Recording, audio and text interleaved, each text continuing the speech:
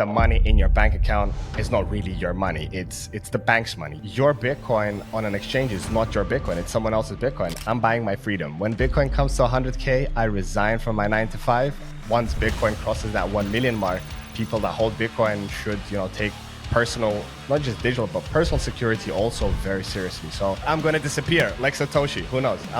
My final tweet will be, I'm moving on to better things. The beautiful thing about Bitcoin is the fact that nobody really knows how much Bitcoin you have. To me, one Bitcoin is always going to be one Bitcoin. Bitcoin is money and it should stay money. Save as much as you can, stack DCA every month Bitcoin, move it to cold storage, and in 4, 5, 10 years, you'll be looking back and tapping yourself on the shoulder and saying, that was the best move to do. Today, I'm excited to welcome Gigi to the podcast. Gigi is host of Your Bitcoin Story podcast and self-custody mentor of Become Unruggable. Welcome to the Bitcoin Edge, Gigi. Thank you so much, Paula, for having me. And it's a pleasure to be on your show. I've been looking forward to chatting with you. I know a little bit about you since we chatted before, but tell my audience a little bit about yourself, and then we'll get what led to you to Bitcoin. Sounds good. So, yeah, a quick TLDR. Who is Gigi? So as I just told you before we went on air, I come from call it very decentralized background. So my parents are ex-Yugoslav. My father is a Serb. My mom's Slovenian. I was born and raised on a small Mediterranean island of Cyprus. I lived early in my life in the late 90s. I also lived a few years in Moscow, Russia, where I learned Russian fluently. So I essentially have 4 mother languages. And then moved back to Cyprus in the early 2000s. And then after completing my English school in Cyprus, I moved to London for four years, lived in Oxford for 1 year. And then in 2016, moved back to Cyprus, lived there for 7 years, and then got married. Actually, last month, September, was my 10-year marriage anniversary. So I got married really young. I got married at 23, which doesn't happen very rarely nowadays. And then last year, we decided to move with my family and my 2 beautiful daughters, leave Europe because it was getting a little bit too hectic with everything that's happening, from regulations to just generally, Europe is not what it was before. And we moved to St. Petersburg, Russia, where I'm based now. And that's where I currently reside. Yeah, what a journey. You didn't want to become a translator? No, not yet. I can have as a plan B if Bitcoin fails, God forbid, maybe that will be a profession that I can take up. Yeah, and before we were chatting that for you, life is better in Russia than it would be in Europe. And tell us just a little bit about that, why things are going so well in Russia. Yeah, for sure. So kind of to a lot of people they'll find it strange because the media take on Russia and the whole propaganda of life is terrible and of course what's happening at the border is horrendous. I don't take any sides. I'm totally anti-war. Even prior to the conflict that's happening now, in my past, Yugoslavia was bombed by US and NATO in late 90s. So I had family members that went through atrocities, and just generally wherever wars are happening, I'm totally against it. So I'm not taking any sides. But of course, that's out of my control. I cannot say what wars are happening. What I have control over is taking care of my family, raising my kids, and certainly going to why we moved here was every New Year's we used to come to Russia since my wife is Russian and she's got family here. And every winter, I really liked my time here. Like as you know, I know Russian fluently, so I'm a full anon. Nobody knows I'm a foreigner. I fit in right into society.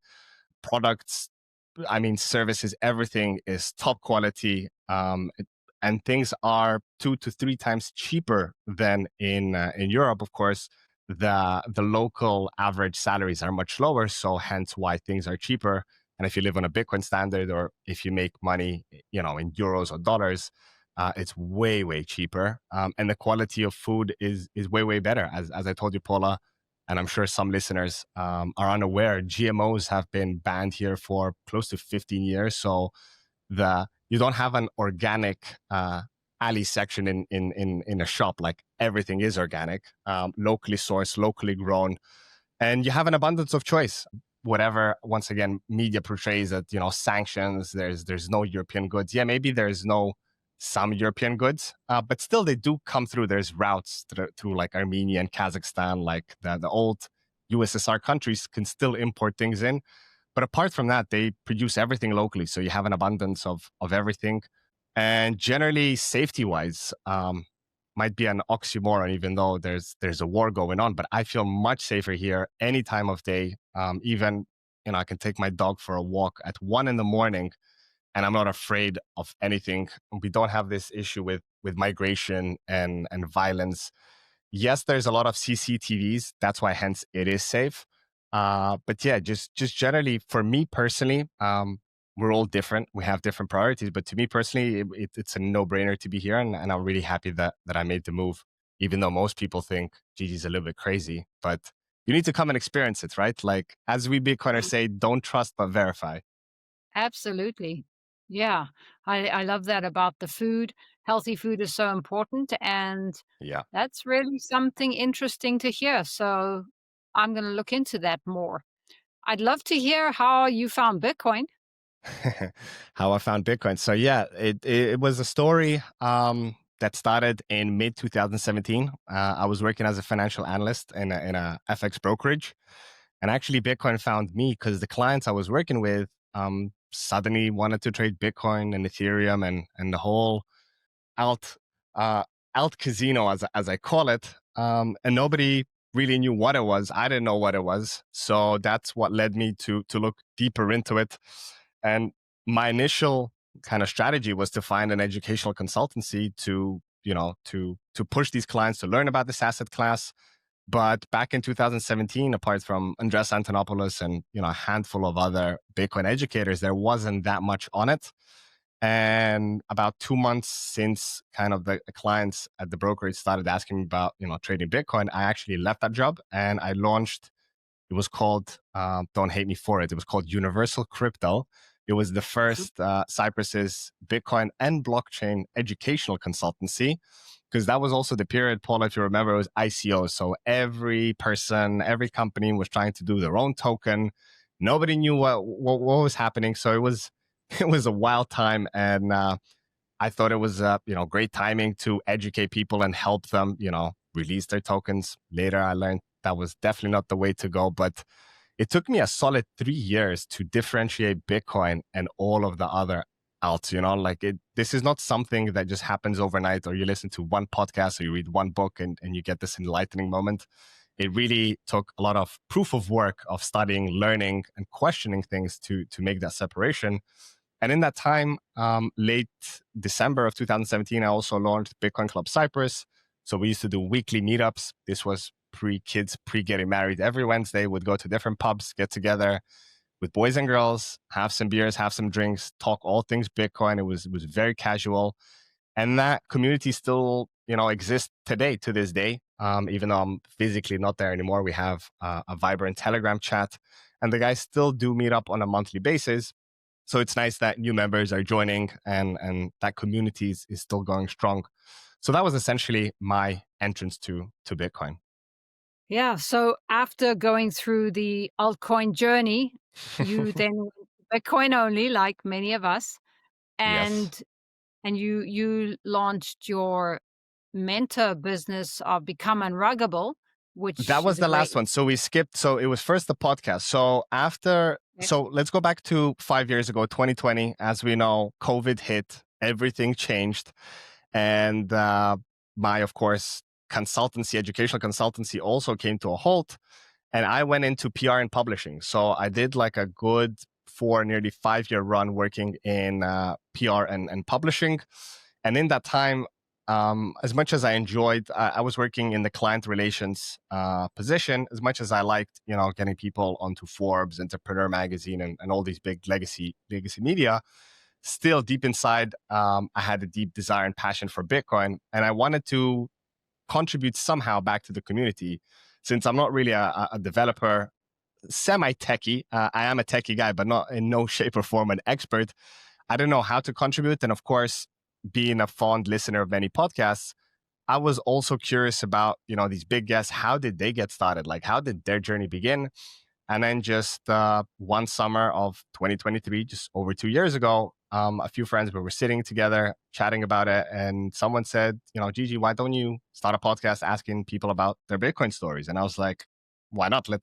What do we have to lose? So I started it as a side passion project.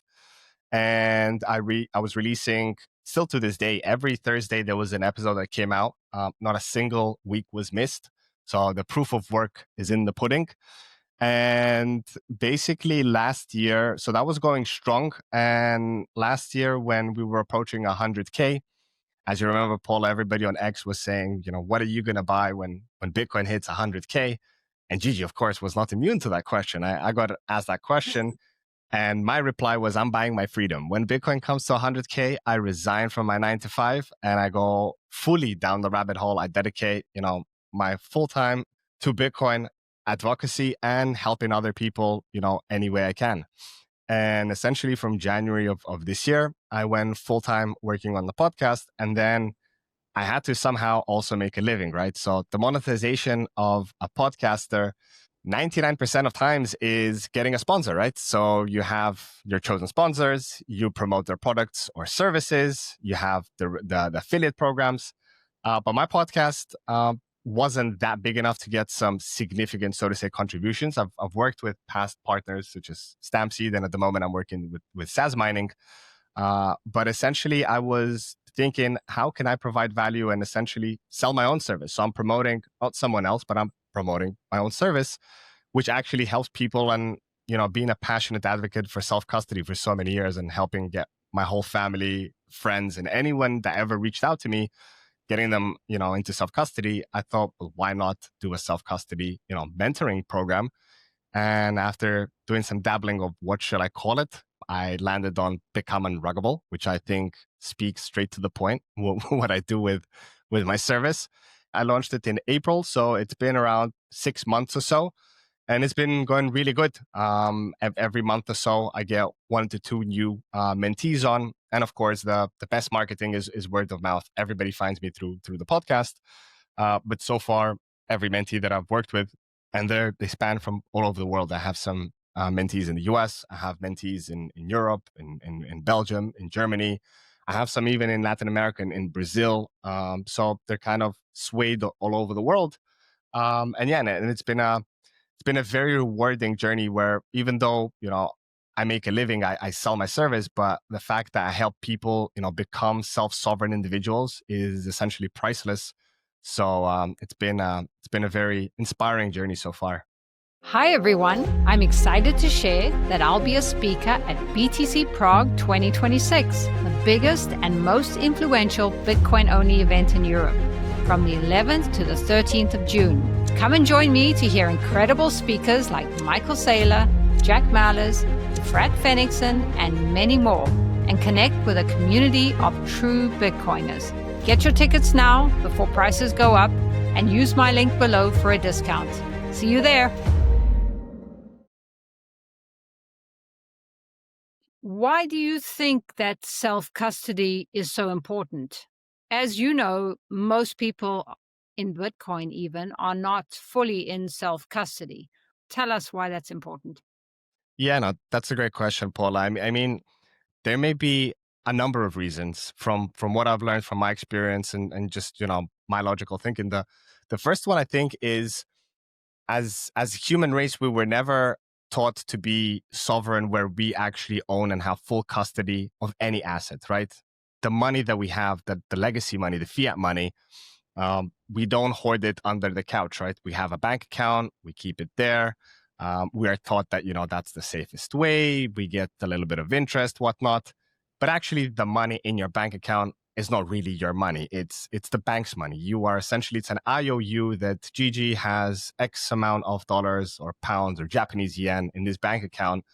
And then as we know from history, actually to my native country of Cyprus, just over a decade ago, 2013, there was a haircut where the banks essentially took all of your money, any amount that you had over 100,000. So if you had €1 million, 900,000, you were basically rugged for 90% of your funds, just like that.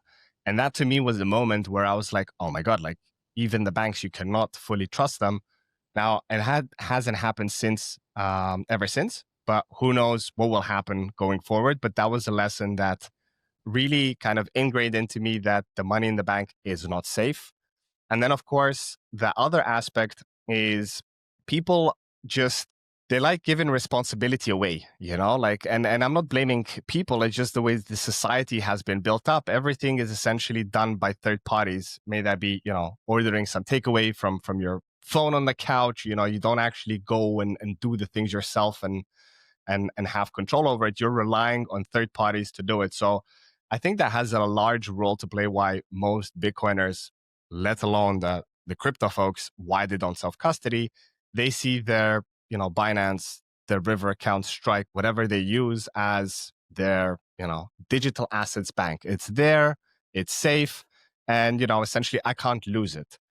That is a very dangerous mindset to have, because especially exchanges, as we go back to the history, the biggest one, the last one was, of course, FTX 2 years ago. That went bust. And prior to that, Quadriga, MTGOX, the famous one in 2014, and many other smaller exchanges that went, down under, proves that your Bitcoin on an exchange is not your Bitcoin. It's someone else's Bitcoin. And I'm really shocked that most people seeing those things, just like the haircut in Cyprus, just like all these big, crypto exchanges failing, people are still not holding their keys. So that's why, hence, I really dedicated myself to, focusing on self-custody. And this is something I'll be doing more and more.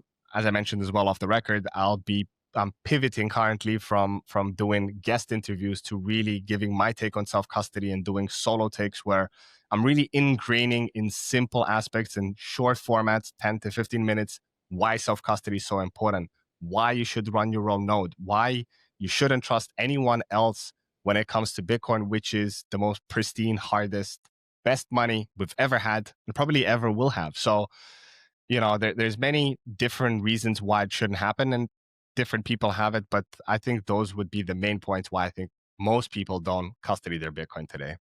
Yeah, and that does lead into that people don't like to take full responsibility because we're not Yeah, used to that. So taking on full responsibility means that if I lose my Bitcoin, I'm responsible, and not everyone can do that. But it's also very empowering, I have to say. it is. And like you said, like you said, we're not. If you have money in the bank or Bitcoin in the exchange, it's not technically your Bitcoin, and Bitcoin is a bearer asset. Mm, So it gives us the self sovereignty that nothing else can, including real estate. So correct. we can all get there. I love that you're doing that because it's so needed. And we all just need to get better at self custody and trust ourselves and continue to move forward to there. And I think people do as they stay in the space longer. Yeah, no, they do for sure. And, to go back to what you just mentioned, people don't like taking the responsibility. I think it's a double-edged sword. Once you take that leap of faith and you take responsibility, at the end of the day, storing 12 or 24 words is not the hardest thing in the world, and once you take that leap of faith and you take responsibility of your money, it rewires your brain how you become responsible in many other ways. May that be a husband or a wife, may that be the way you parent your kids. It really shifts a lot of things in you. So even though it's not the hardest thing, it's pretty straightforward today to go into self-custody. The benefits that you reap from that, in just general life being and being the responsible human being is incredible. And you can't really experience that or explain that unless you go through it yourself. And tell us what wallets you recommend and, yeah, some of the tips that you have Some around tips. self-custody. Yeah, Sure. So some tips. I guess the most crucial thing when it comes to self custody is keeping your seed phrase secure, right? So as I'm sure most of your listeners know, but some that are newer to the Bitcoin space, the access that you have to your keys, to your UTXOs essentially, is this BIP39 protocol, BIP39 proposal, which was actually invented by Stick and Slash, the creators of TREZOR wallet, back in 2014. And it essentially gives you, it's a mixture of random words out of 2047 different words that are in the library. You can choose 12 or 24 words. When you create the wallet, you need to make sure to store those safely. Everybody starts off on a piece of paper, and every hardware wallet gives you a little, blank piece of paper to write them down. That's your step one. But as soon as you have them on paper, you need to step it up and take it further. There's different options that you could do. May that be metal stamping. There's many different products out there. As I mentioned, Stampseed, which was my sponsor. They have nice titanium big plates that you can put your words on. There's some newer products, which I'm actually associated now with MICROSEED, where you can have your whole 20, 24, or 12 words imprinted on a tiny 1-inch washer, which I think is incredible, because talk about hiding something in plain sight.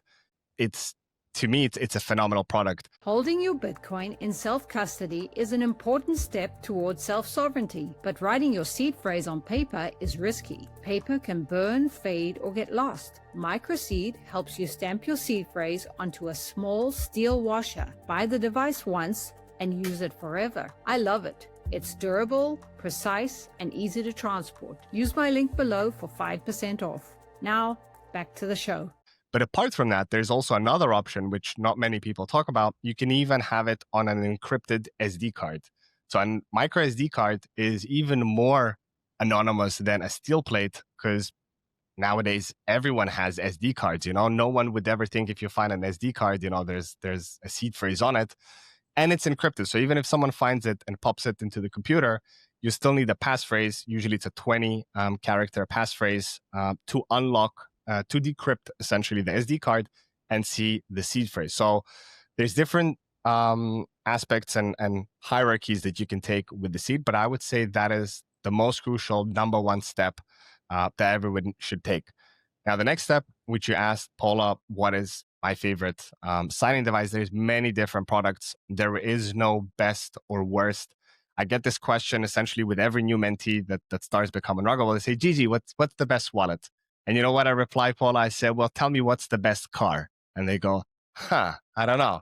And I go, well, what do you want to go to the mountains? Do you want to go to the racetrack? Do you need a pickup? Do you need it for construction?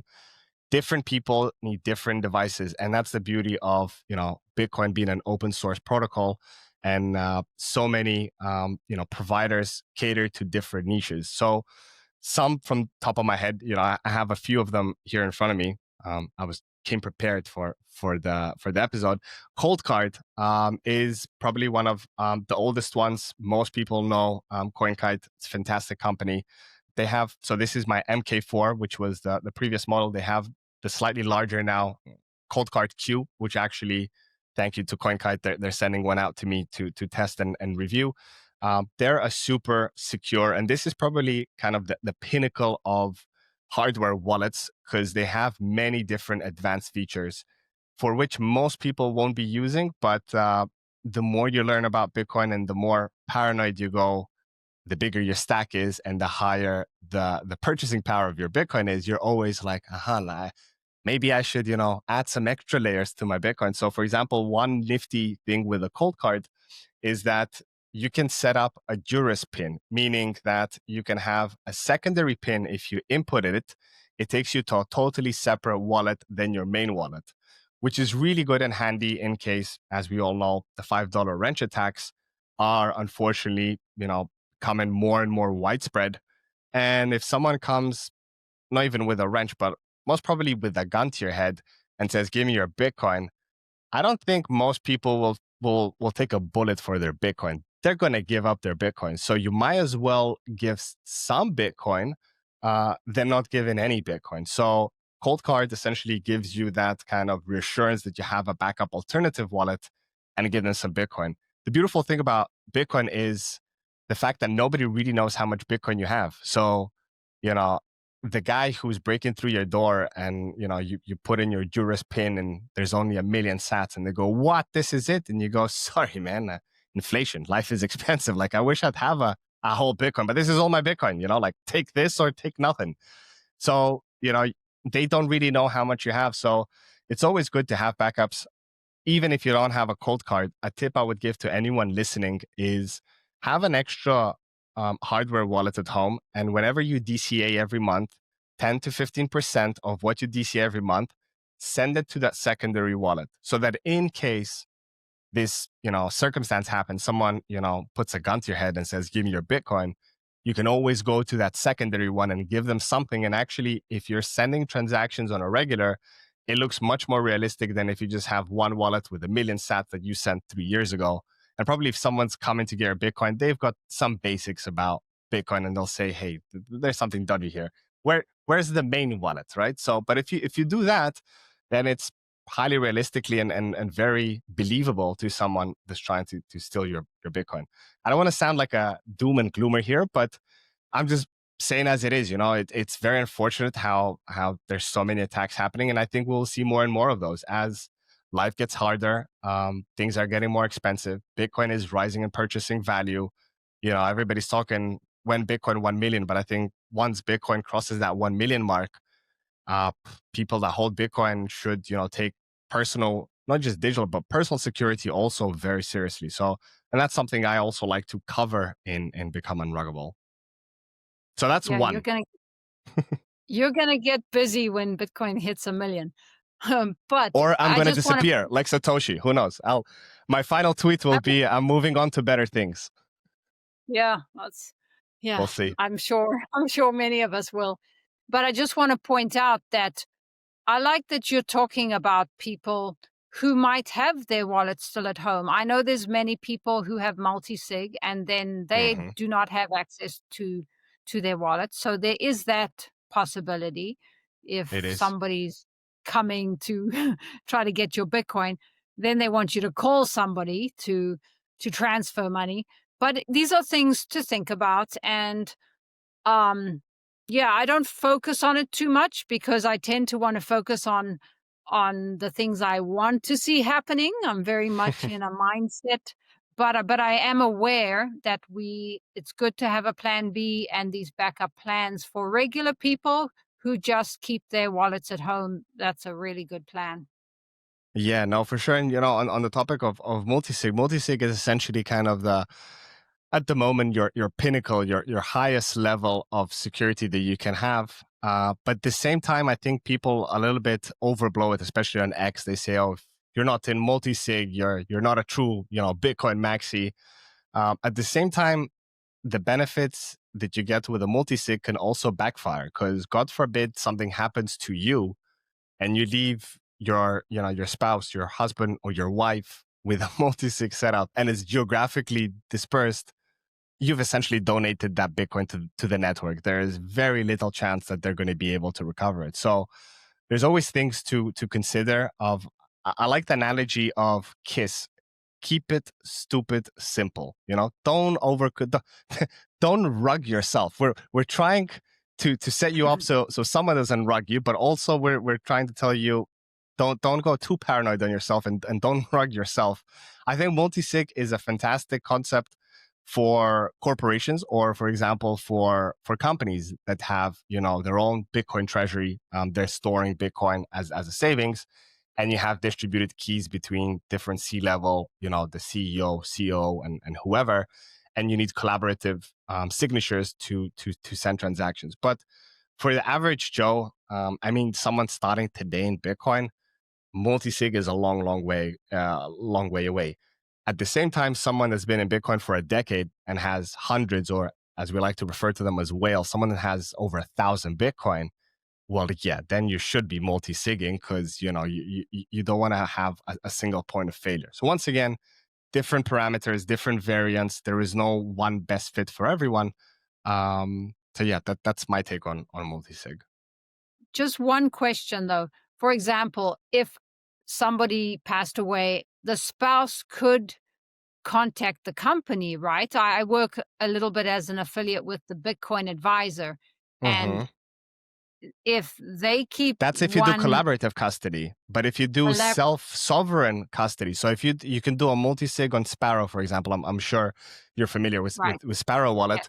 If you set up your own multi-sig, like a lot of people do, and you pass away, there's no helpline. There's no calling Craig Rowan, the developer of Sparrow, and saying, "Hey, Craig, I I need to crack this multisig." He can't help you. Nobody can help you unless you have a direct document. But what you mentioned with Bitcoin Advisor and there's plenty of them. Of course, Tony from the Bitcoin Way and Ben Sessions with Bitcoin Mentors. There's many different collaborative custodies where, as you said, they have one key, and then the client essentially has two keys if it's a 2 out of 3 multisig.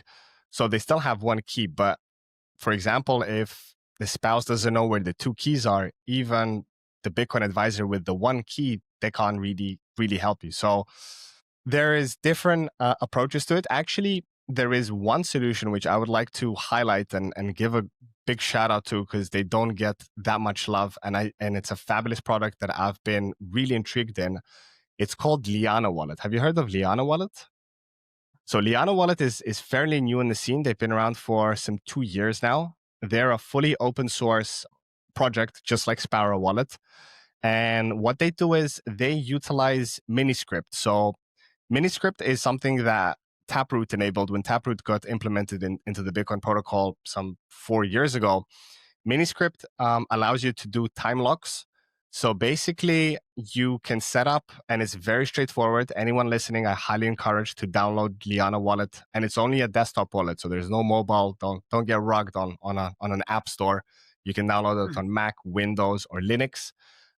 It's very straightforward, where it helps you and very straightforward gets you set up with a multi-sig setup. So you can have a 2 out of 3 multi-sig with 3 different signing devices. And you set your own parameters of a time lock. The furthest you can do is 1 year and 3 months, because it goes not by hour time, it goes by blocks. So the furthest you can do with Miniscript at the moment is, I believe, just over 50,000 blocks, which is around 1 year and 3 months. And basically, if you don't sign any transactions in that time period, your multi-sig converts into a single sig. So you can actually leave your spouse with one signing device, one seed. And if something happens to you after 1 year, she can have full access to your Bitcoin with that just single device, which is super powerful. So you don't have to rely on contacting any third party to try and recover the Bitcoin. So Liana is a fantastic product. And the other thing which I love about Liana, they really push you to run a node. So when you create a new wallet through Liana, it gives you an option to connect to an existing node or to spin up your own node. And when it comes to nodes, you can essentially run 2 nodes. You can run a full node, which has the full blocks from the Genesis one on 3rd of January 2009, or you can run a pruned node. Do you know what a pruned node is, Paula? No. So a pruned node is basically a Bitcoin node that only stores a certain amount of blocks, for example, for the last 3 or 4 months, and it constantly recycles them. So the initial download, you need to download all the blocks, but from then on, once it downloads all the blocks, it only keeps in memory like the last 3 months worth of blocks, which is more than enough to, verify the transactions that you're receiving and sending out are valid.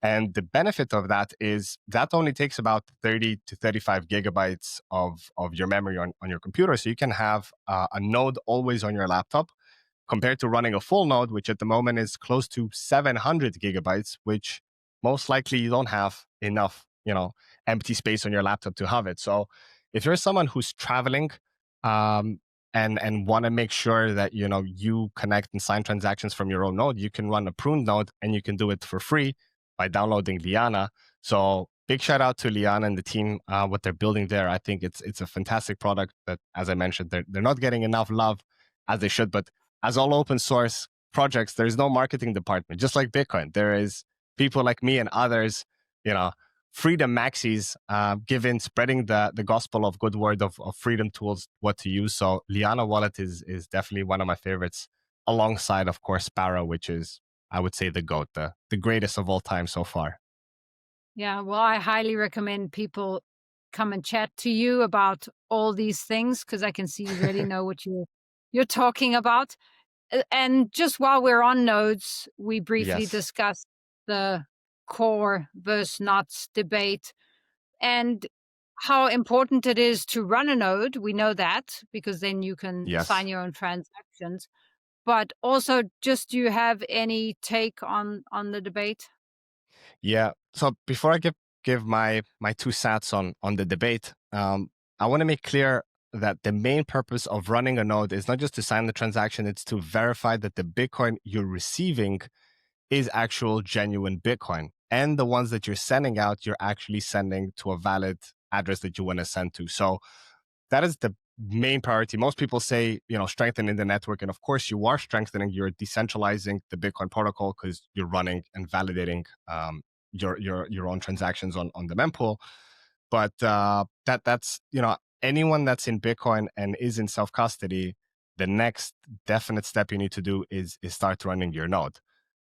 Transitioning to the second question that you had on the debate of knots and core, there's many different opinions from different people in the space. I think the big takeaway from this debate is actually pushing people to start running a node, which I think is a big benefit. So even though we have a lot of division in the space, which I am against, because no matter if you're running core or if you're running knots, we're all team Bitcoin. And I think there is external influences that are, throwing some kerosene on the fire because they want to divide us. Just like we see in our ordinary lives. Are you on the blue team? Are you on the red team? Governments always are trying to, divide and then they conquer. And I think the same thing we're living through at the moment with the whole knots debate, where is, the knots team, and full disclosure, my nodes, I run knots and it's just my personal preference. You don't have to. You can run core if you want, 29 point, whatever the latest version is, 0.1 something. But at the end of the day, my takeaway on that debate is Bitcoin is money. The whole saga of Core 30 coming out actually just in a matter of weeks. We're already in October. I think they want to release it mid-October, so we're some less than 2 weeks away from it coming out. Once again, I'm not the developer technical guy. I don't see the full scope, but I'm just saying from my personal experience and my personal belief is that Bitcoin is money and it should stay money. This argument that we should do different use cases on Bitcoin and do, the Bitcoin virtual machine and do all these like smart contracts and everything. I think there's plenty of other chains, Ethereum and Gang, where you can do all of that bunkering around. And most people don't. So I don't see why are we going to tamper with Bitcoin, which is the most pristine, protocol that we have in the decentralized world, and be relaying that. At the same time, who am I to say what should you use Bitcoin for? It's an open protocol and you can choose to do whatever you want. As we speak at this moment, you can go and put any JPEG you want on the Bitcoin protocol. I don't like that, but I'm in no, form of saying you shouldn't do that. It's your own thing. So I think the general takeaway is from this saga, people are starting to run nodes, which is a great thing. And we've seen over the last few months how Bitcoin Knots has taken a much larger share. I think it's about, don't quote me, but about like 15, 17, or maybe even close to 20% of all nodes, public nodes, are running Knots. And a lot of those are brand new nodes where people just, wanted to have a strong belief, like I do, that Bitcoin is only money. And they're like, hey, I want to put in my vote. And the best way, and anybody can vote, is just start up a node. And if we look back at the history of the last big Bitcoin war, which was in 2017, actually it was a 2-year war from 2015 to 2017, the block size wars, where there was the camp of small blockers and the big blockers. They wanted to increase the size of the blocks.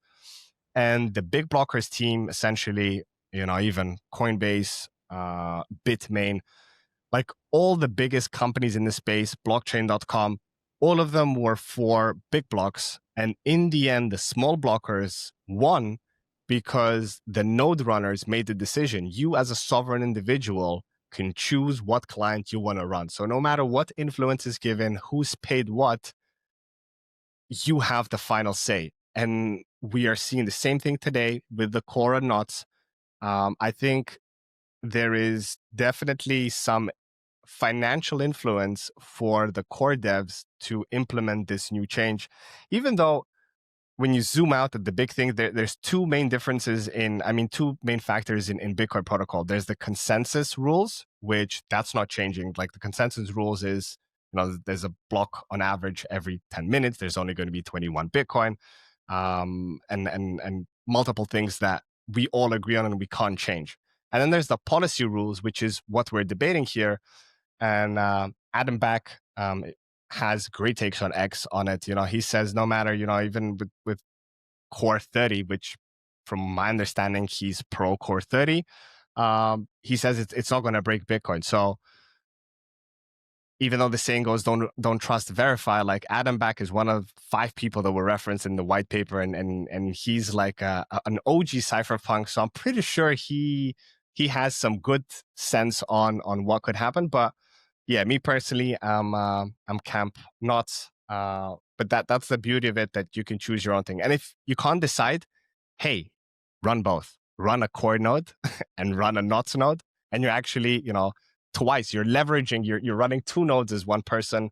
And if you're unsure, the last take I'll leave in this, and then maybe we can shift to another topic, is that if you're unsure about Core 30, nobody's forcing you to upgrade your node to Core 30. You can carry on running Core 29 for the next 6, 12, 24 months. Of course, at some point, you're going to have to upgrade because there's bugs that get patched up. But I mean, for the near future, don't rush. Just keep on running Core 29, see how things are unraveling, and then make your decision. You're going to upgrade to Core 30, or you're going to switch it to NOTs, which is literally 2 clicks on most nodes. So that's my take. A very diplomatic take. Yes, yes.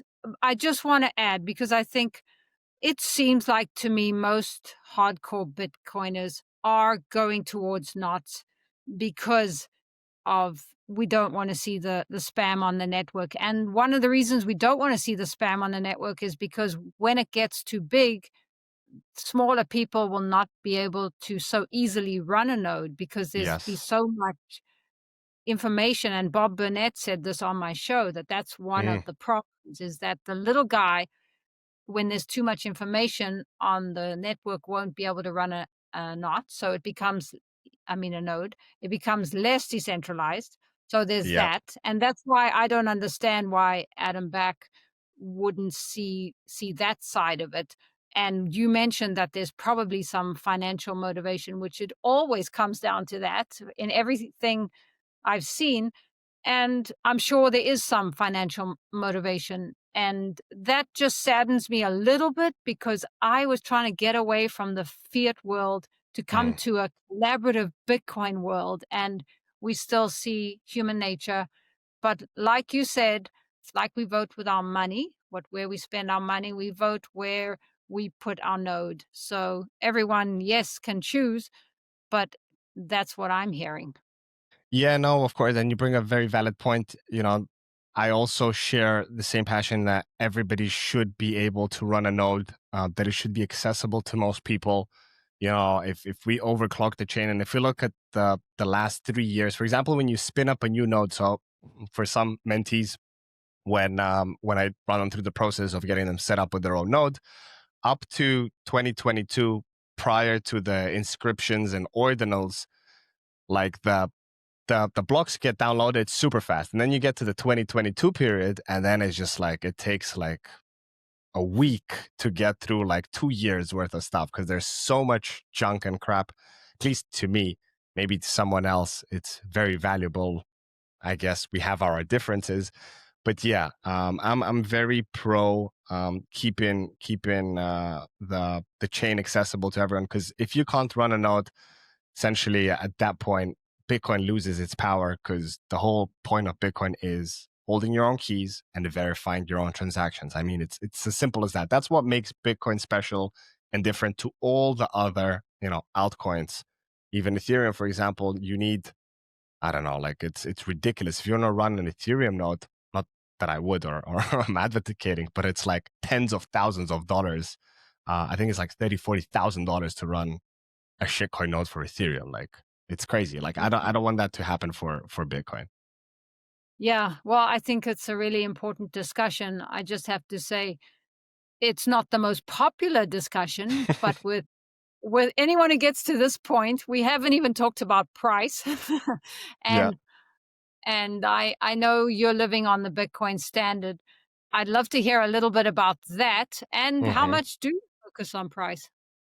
Yeah. Let's go on the latter first. The price to me, one Bitcoin is always going to be one Bitcoin. So I like to argue Bitcoin's not volatile. Fiat is volatile, right? Like the focus on what I share with everybody is try and have more sats in self custody at the end of the month than you started. Don't look at the fiat price. I want to have $100,000 worth of Bitcoin, or I want to have $50,000. No, that's the wrong mindset to have more sats at the end of the month than you have at the beginning. And from here, I'll segue to living on a Bitcoin standard. Essentially, I've been living on a Bitcoin standard close to 4 years now, where basically all my income, and even today, like most of it comes in Bitcoin, and the rest that doesn't, where I live today, needs to be converted to Bitcoin. So actually, I don't even have a choice but to live on a Bitcoin standard. But it's been a fantastic experience and journey for me, even though I must say it's not for everyone. For example, if you are an elder individual and you're about to go into retirement, I wouldn't advise you to sell everything, sell your house, move all your savings, just full swap into Bitcoin. And then suddenly, in a couple of months, Bitcoin drops 30-40%, and you have, a premature death. You have a heart attack because you just can't handle the volatility. That is not what I'm saying. If you're a young person, in your early teens or mid 30s like I am, to me, I realize holding money in the bank, and especially with inflation, it's just slowly, it's like ice cubes on a sunny day. It's just melting away. And by living on a Bitcoin standard and having 99.8 or 9% in fiat, and having literally, I just have cash. I have a 2-3 week allowance of cash, and whatever I need, I switch it.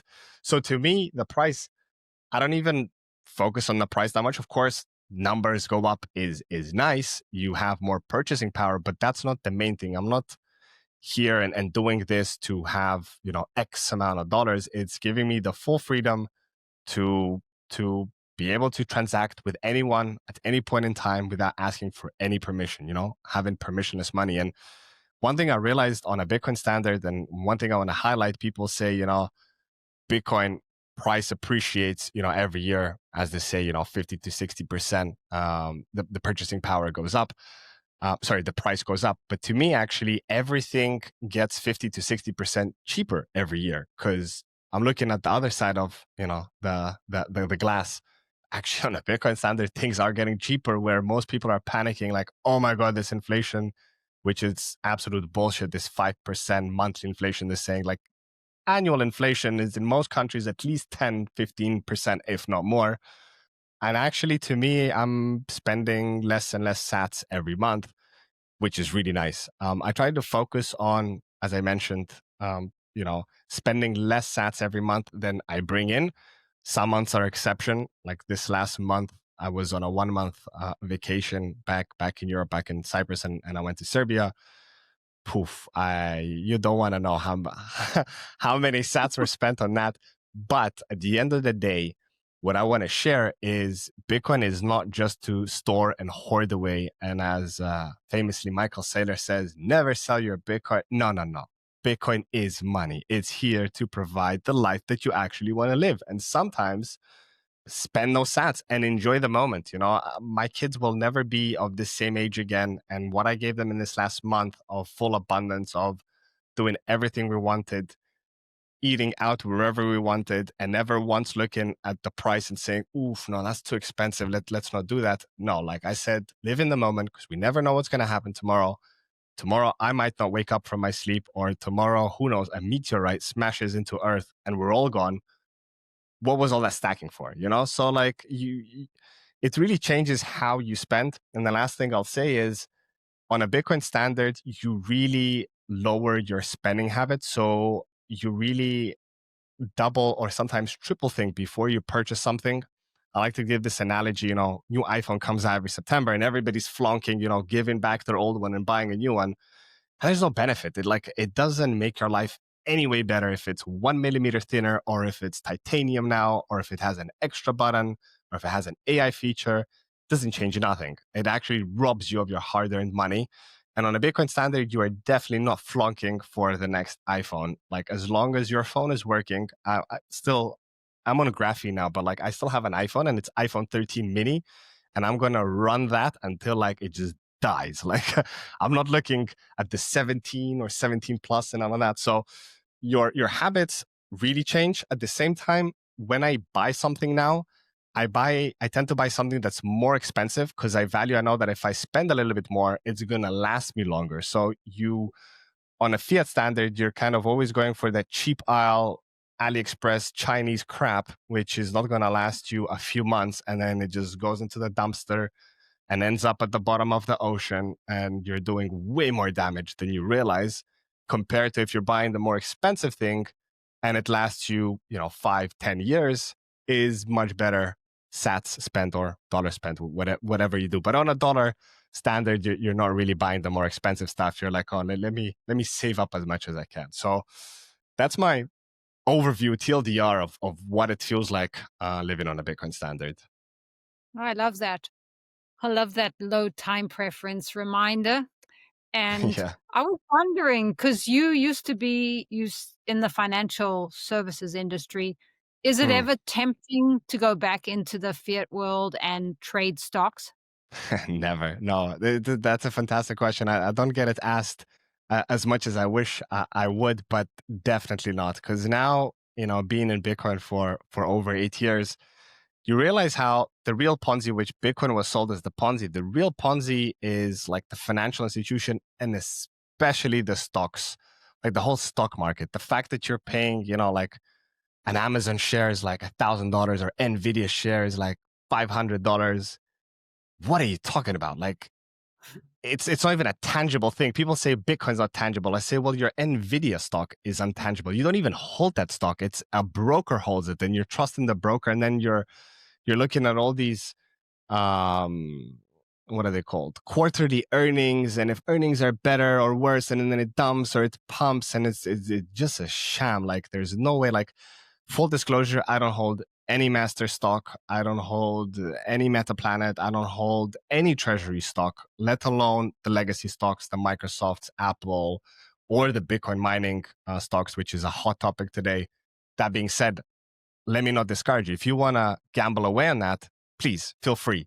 That's the beauty of a free, as much as we call it a free market, right? You can do what you want. But to me, holding Bitcoin is the ultimate asset, and the best thing you can do. And even though it might seem illogical, that the best thing you can do is just buy Bitcoin and hold it and do nothing. Don't trade, no diversification.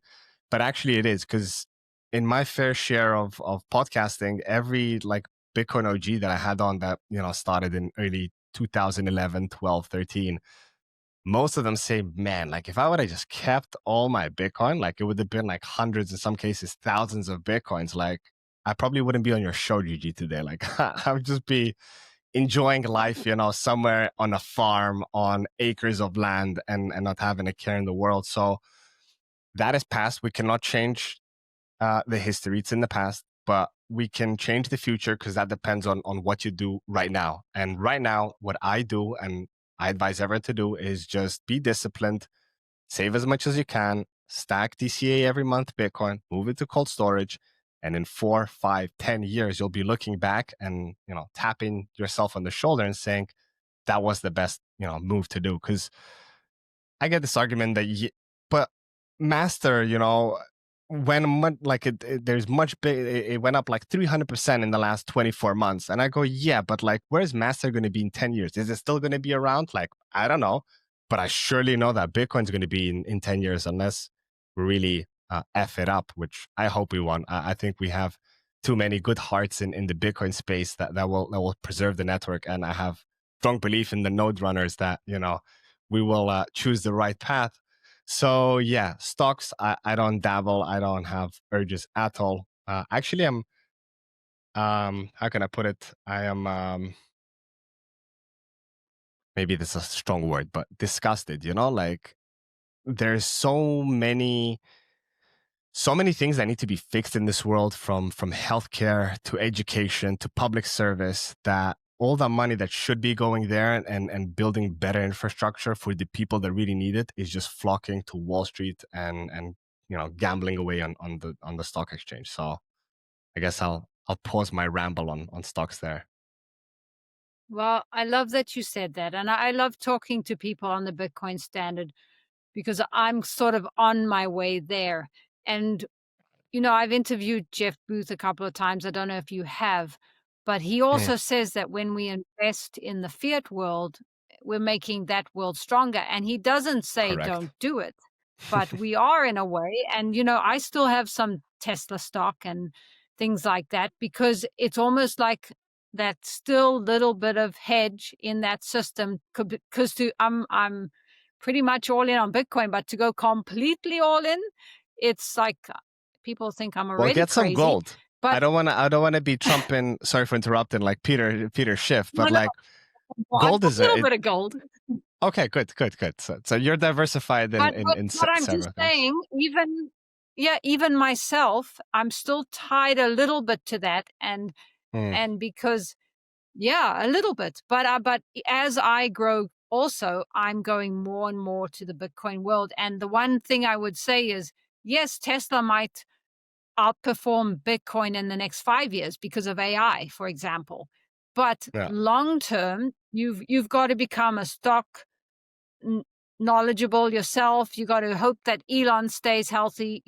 To be on just the Bitcoin Standard would be a much more peaceful place. And I just wonder if you can comment on, how has Bitcoin changed your life the most? Yeah, no, I think that's a fantastic follow-up question. I totally agree. Living on a Bitcoin standard is much more peaceful, and it really allows you to focus on things you want to focus on. You're not glued to the charts and these earnings that are coming out and biting your nails. Oh my God, should I sell now? Should I wait?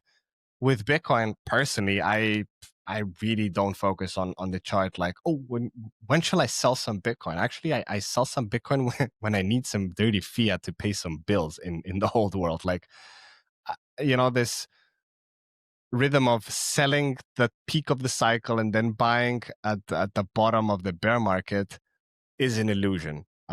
Nobody knows where the peak is. You only know where the peak is way afterwards, after it's happened, because you look back at it.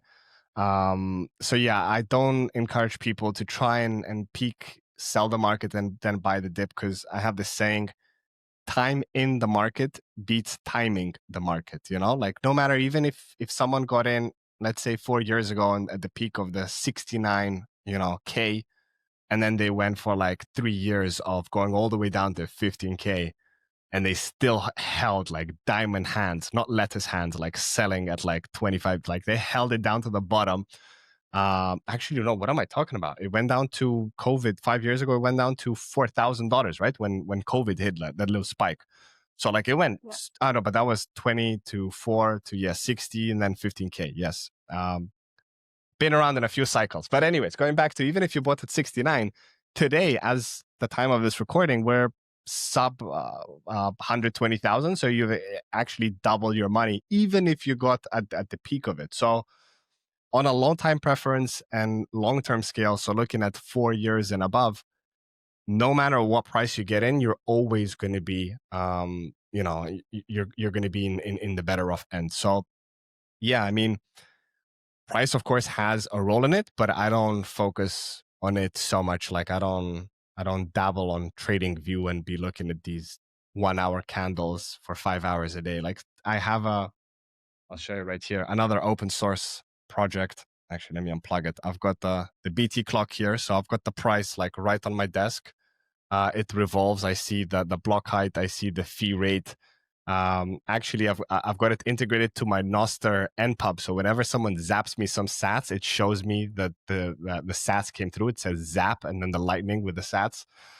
So this is where this is my essentially price terminal. Whenever every 15 minutes it revolves, I see it there. So I have it in the corner of my eye, but definitely it's not something that commands my day. And if Bitcoin dips, I'm like panicking, trying to, sell some Bitcoin. No, it's just, as I said, simple strategy.